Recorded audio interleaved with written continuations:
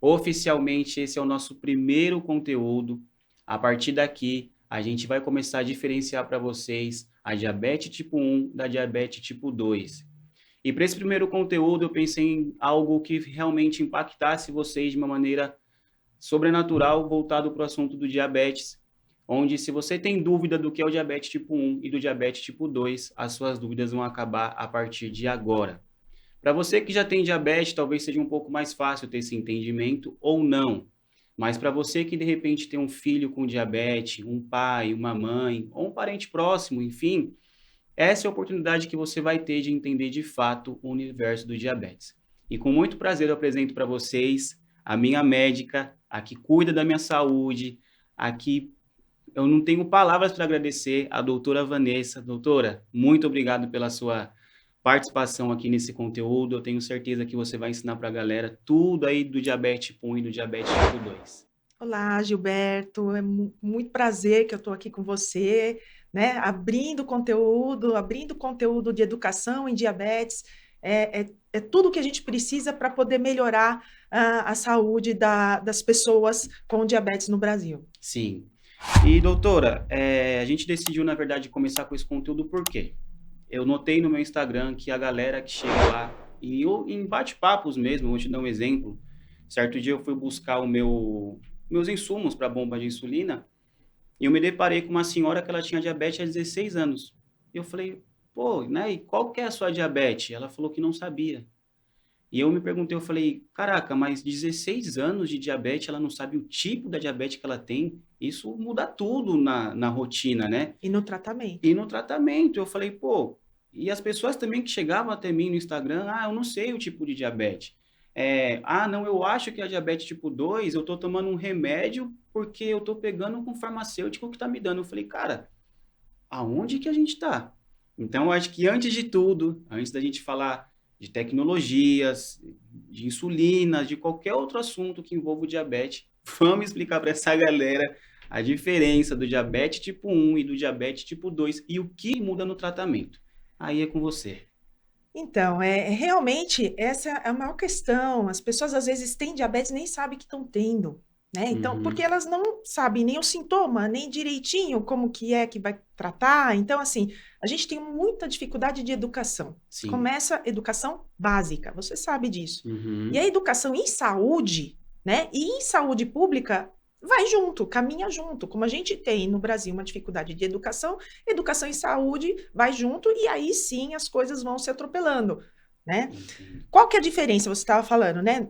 Existem vários tipos de diabetes, viu? Não existe Uhum, só o 1 e o 2. Mas eu vou focar hoje nesse conteúdo para que a gente entenda essa diferença. Para começar, para que serve o pâncreas? uhum, Tá? O pâncreas é um órgão do nosso corpo que libera insulina. tá. O normal do nosso corpo é contínuo e constante liberar insulina, e quando a gente ingere alimento, a gente tem um aumento dessa insulina. E é muito equilibrado, né? A gente chama de homeostasia, né? É muito calculado, o nosso corpo é perfeito, né? Sim, E o que a insulina faz? Fala, tá bom, ele produz insulina, e daí? Daí que a gente tem substrato energético. A gente usa gasolina? Não, sim, a gente usa comida sim, isso. para a gente viver, entendeu? Então, a Uhum, gente, como se fosse uma necessidade vital, nós precisamos de substratos energéticos, né? Nós tá. precisamos de alimentos para dar energia. E não é energia para o Gilberto Pessoa, é energia para as células do Gilberto. É Uhum, energia por corpo, é energia para o coração, para as células do coração trabalhar, para as células do intestino trabalhar, para as células do músculo trabalhar, para a gente poder caminhar. Então, nós precisamos da glicose, né, que é um substrato energético que vem da alimentação, e nós precisamos que essa glicose faça efeito no nosso corpo. certo. E quem faz ela fazer efeito no nosso corpo? A insulina, Uhum, tá? A insulina que pega esse substrato energético e coloca dentro das células para deixar as células alimentadas para poder fazer o trabalho no nosso corpo, cada uma tem o seu trabalho. Então, é um ciclo muito macro que cai no micro. né? Então a gente Entendi. pega uma comida, um pão, né? Vai ser transformado em micromoléculas para cada célulazinha minúscula do nosso corpo trabalhar. É fantástico, é brilhante. Perfeito demais, né? Perfeito, perfeito. E aí, o que que acontece? Existem as doenças. O diabetes é uma doença que a gente consegue classificá-la, tá? Em vários tipos, né? Então, assim, vamos começar com a mais comum. A mais comum é a diabetes tipo 2, Uhum. tá? Você fala, mas por que você já não vai para o diabetes tipo 1? Porque depois a gente vai falar de várias outras coisas além do diabetes tipo 1. Mas, o diabetes tipo 2, a pessoa tem o pâncreas, e esse pâncreas que a pessoa tem produz insulina. Isso que é o mais louco, né? Isso, tipo 2, hein? Tá? Só que aí, por conta de parte genética, ambiental, aumento de peso, alimentação inadequada, estilo de vida ruim, sedentarismo, a pessoa tem uma certa dificuldade de utilizar essa insulina. Então, ela produz, né? A obesidade, o sobrepeso e a genética e o ambiente são vários, é multifatorial. Uhum. Dificulta de entrar a insulina, tá? Então, você tem uma dificuldade de ação da insulina. Nós chamamos na pessoa que tem diabetes tipo 2, que a gente não pode falar mais ninguém diabético, hein? Ninguém é diabético. É isso aí, tem que diferenciar. Pessoa com diabetes é uma pessoa, Uhum. tá? Diabetes é uma condição. A pessoa com diabetes tipo 2, ela produz, só que ela tem dificuldade dessa insulina fazer efeito.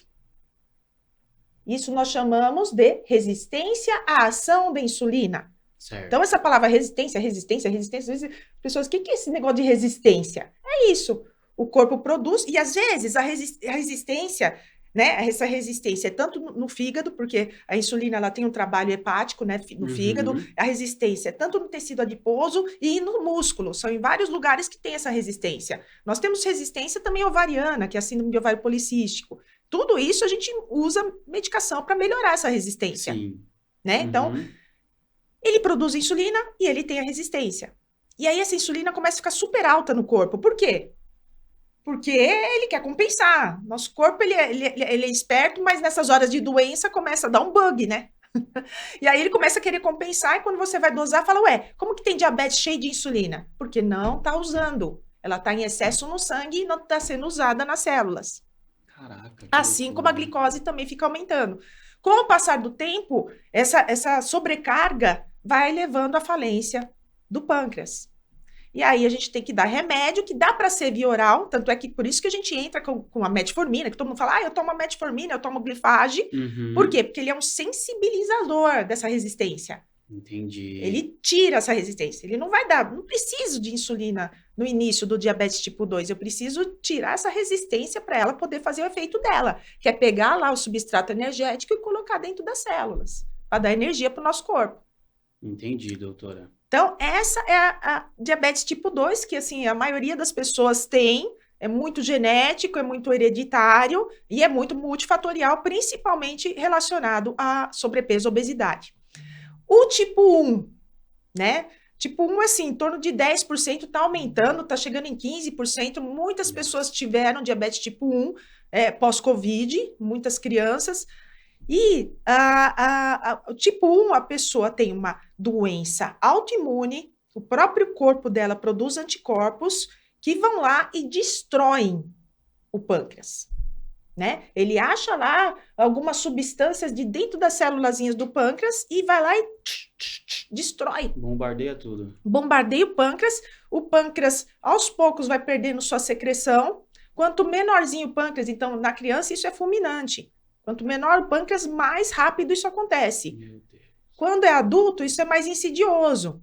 Né? O adulto, como ele tem um pâncreas maiorzão, isso vai sendo, né, até o pâncreas morrer de vez. Então, o paciente com diabetes tipo 1 não produz insulina. É diferente do tipo 2 que produz. Uhum. E isso tem que ficar claro. Por quê? Porque é o que o Gilberto falou, muda tudo, muda o tratamento, muda a abordagem. Então, diabetes a gente não pode pôr tudo num saco e falar, toma aí a metformina. pode sair, né? A gente pode até achar que vai resolver, mas a gente tem que, quem for ao médico já tem que estar com essa sensação de, eu preciso descobrir qual tipo de diabetes eu tenho. A gente já tem que ter essa consciência, Sim. né? Qual que é o meu tipo, né? Porque eu já peguei cada coisa, cada história, né? Que eu Posso não vou contar imaginar. aqui, senão vai ser um storytelling eterno. Né? Ontem mesmo, né? Atendi uma teleconsulta que foi um storytelling absurdo, assim, depois eu te conto. No meio do feriado, né? Atendi, mas foi incrível. Tá bom. Foi interessante. E aí, quando o paciente tem essa dificuldade de ação da insulina, não adianta eu dar um remédio que vai diminuir essa resistência, não vai ter um remédio que vai estimular, porque, por exemplo, na pessoa que tem diabetes tipo 2, a gente tem um remédio que a gente chama de sulfonilureia, são vários tipos de remedinhos, que vão lá no pâncreas do paciente e falam, pâncreas, libera insulina. O pâncreas tem, ele libera. Caraca. No tipo 2. No tipo 1, eu posso dar o que for. Não vai resolver. Né? Já Ele era. pode até fazer isso no iniciozinho, quando tem até a gente chama de reserva pancreática, quando ainda tem umas coitadinhas de células lá, né? Mas sobrevivente. Vencedoras da guerra, sobrevivendo lá firme e forte, tá? Mas não adianta, a gente tem que dar para o paciente que tem diabetes tipo 1 a insulina. Eu falo isso porque muita gente tem resistência. Uma que, assim, no começo de um diagnóstico, você deve lembrar do seu. Sim, como me lembro. A gente tem uma resistência, a gente quer ter certeza. Não é possível, deixa eu medir isso de novo, vou em outro médico. Tem gente que passa em 5 médicos para ter esse diagnóstico, né? Porque a gente tem uma negação. A primeira fase da pessoa é negar a doença. Então, aceitar, né? E aí é uma fase perigosa, principalmente para quem é diabetes tipo 1, porque aí sim ele pode entrar em uma falência total e quadros agudos hospitalares graves, tá? Então, assim, essa é a diferença primordial entre diabetes tipo 1 e diabetes tipo 2. Legal. Doutora, você tocou num ponto na verdade, você tocou em 2 pontos bem interessantes. O primeiro é a questão das insulinas. Eu acho que é legal a gente também abordar a diferença das insulinas. Mas um segundo ponto também que você abordou agora no final, que é a questão da pessoa ter o entendimento e aceitação da doença, de que no momento que ela tem o diabetes e precisa da insulina, não dá para esperar, que é o que você falou, porque essa questão da falta de insulina, vamos ser claros e transparentes, né? Essa gravidade, aonde que pode chegar essa gravidade? Explica para a galera por que é o seguinte, meu amigo, você foi diagnosticado com DM1, não adianta postergar. Eu vou te falar isso por quê? Porque tem pessoas também que estão chegando até mim no Instagram e falam, assim, da cetoacidose diabética. E eu acho que é importante agora, nesse momento, mesmo que seja o primeiro conteúdo, vamos dar uma introdução para a galera, não assim muito técnico, mas para elas já entenderem o perigo que tem a falta de insulina no nosso organismo. Então, se vocês já entenderam, né? Então, assim, a necessidade do nosso corpo, quando tem a dificuldade da ação da insulina ou a falta dela, é de ter energia do alimento. Primordialmente, isso tem que estar na mente. É isso que a gente estava precisando quando tem necessidade de insulina. Pegar aquela energia do alimento e transferir para todo o seu corpo. Se você não transfere energia para o seu corpo, você fica fadigado. Então, a gente vai falar de algumas sintomas, né? Que é super importante. Quais são os sintomas de alguém que está começando um quadro de diabetes? O diabetes tipo 2 é mais insidioso, falar a verdade, mas o tipo 1...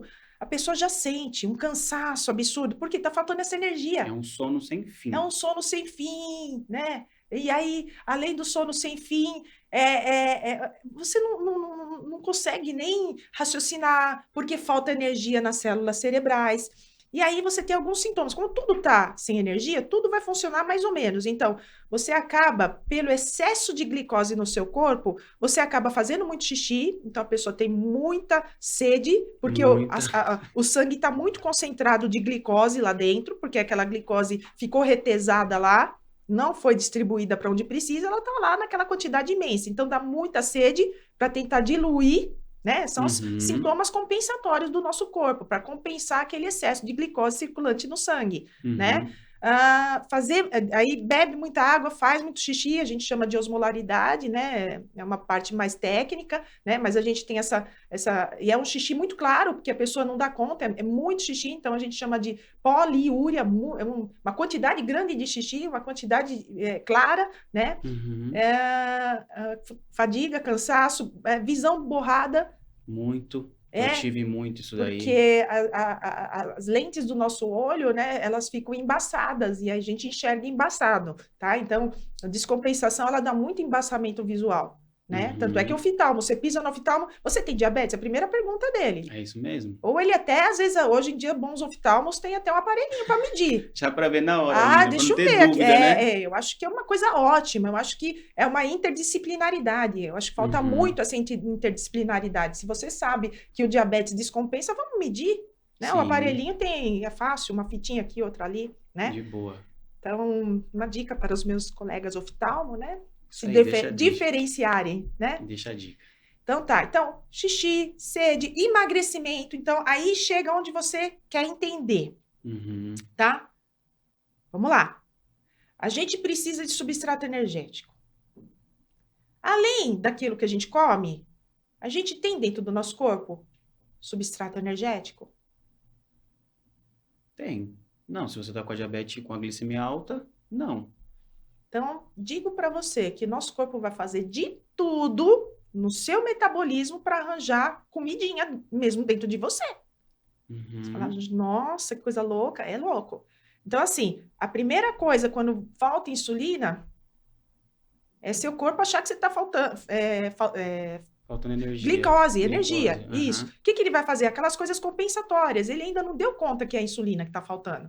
Então, ele faz o fígado produzir glicose. Então, nós temos uma produção hepática de glicose, nós temos uma reserva de glicose. Essa reserva é super importante numa hipoglicemia. Se o seu Uhum. fígado não produzisse uma glicosezinha lá, né, numa primeira hipoglicemia, as pessoas iam passar muito mal. Então, a gente tem o hormônio também, né, que faz essa liberação da glicose pelo fígado, que é o glucagon, né, que a gente chama Uhum. de contrarregulador da insulina. Então, por exemplo, você fala, mas o cara tá cheio de glicose, mas o corpo não tá computando, porque o corpo ele tem um sensor, dentro das células. Dentro das células está faltando. Entendi. Que loucura, né, Ele, isso? ele não tá nem aí que tá cheio no sangue, ele tá querendo achar algum jeito de dar comidinha para a família célula, Uhum. tá? Tá, Tá, tá sendo claro? tá. Tá Muito. tranquilo? Para mim, tranquilo. Acho que o pessoal também tá bem fácil o entendimento. Tá. E aí, ele lança a mão de tudo isso. Então, primeiro ele procura. Por isso que quando a pessoa vai ficando descompensada e não vai procurar um Uma lugar, uma ajuda. ajuda, ela vai ficando cada vez com aquela glicose mais alta. Tem gente que chega a 500, 900 de glicemia. Por causa de... 650, se for o meu É, caso. isso, olha lá, 650. E aí, ele vai querer outro substrato. Por exemplo, chega uma hora que essa glicose produzida pelo fígado, o estoque já acabou. Acabou. E aí ele começa a querer fazer estoque de outras coisas, porque nós temos estoque, tecido adiposo, né? Hum. Então, o tecido adiposo já vai também sendo consumido. E aí a pessoa, se ela ainda não deu conta, ela entra em cetoacidose, porque o tecido adiposo libera algumas substâncias que a gente chama de cetonas. São substâncias que não deveriam ficar circulando eternamente, né, no nosso sangue, mas elas ficam e vai chegar em outros lugares que não deve, igual no cérebro. E aí que a pessoa entra em cetoacidose. Porque Caraca. ele vai pegando. E aí você fala, nossa, mas a pessoa, além de consumir isso, ela também consome músculo? O músculo é o último. Então, nós temos substrato energético produzido pelo fígado, Uhum. né? Que é a glicose pelo glucagon, né? A gente tem a formação de substrato pelo fígado. Depois, acabou o estoque hepático. Vai para o tecido adiposo, transforma. Nós temos uma cadeia maravilhosa, né? De transformação. Na faculdade a gente achava um horror, mas agora, né? Depois de muito tempo, eu vejo o quanto é maravilhoso, né? De uma cadeia metabólica toda de transformação daquele tecido adiposo em glicose, a gente consegue transformar, tá? Para Caraca. aquele último substrato energético para dar energia faça efeito. Só que aí aquilo ali fica em tanto excesso no nosso corpo junto que acaba dando a cetoacidose diabética. E aí a cetoacidose diabética é muito perigosa porque ela atinge o cérebro, ela pode dar convulsão, ela pode se não for diagnosticada, ter muito prejuízo, principalmente na parte cerebral. Caraca, então assim, às vezes a gente escuta certos termos, mas não tem essa inteligência técnica, né?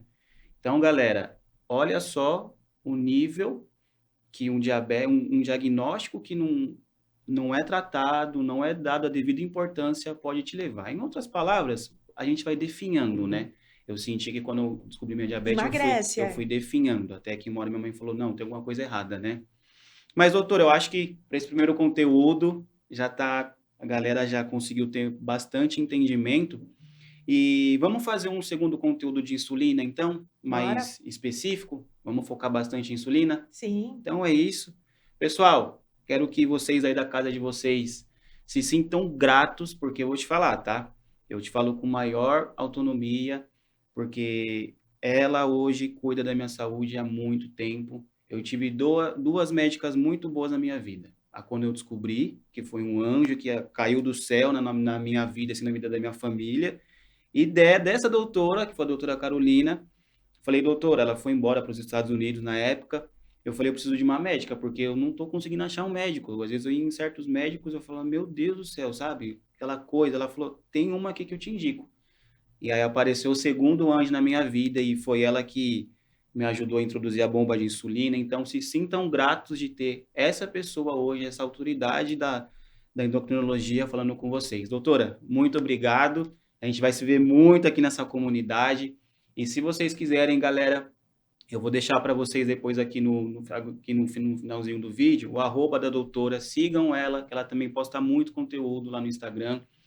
E se vocês tiverem o privilégio, o prazer e a oportunidade de querer conhecer o trabalho dela também, eu indico a todos vocês. Doutora, brigadão. Se quiser falar alguma coisa aí também, é isso. Eu que agradeço. Para mim, qualquer oportunidade que nós temos como médicos que trabalhamos com diabetes, que vemos tantos fake news na área da saúde, de divulgar o que é real, o que é Uhum. verdade, a gente vai estar sempre na vanguarda. E eu que agradeço você ser meu paciente. Ixi. Tamo junto, doutora. E é isso, galera. Valeu, até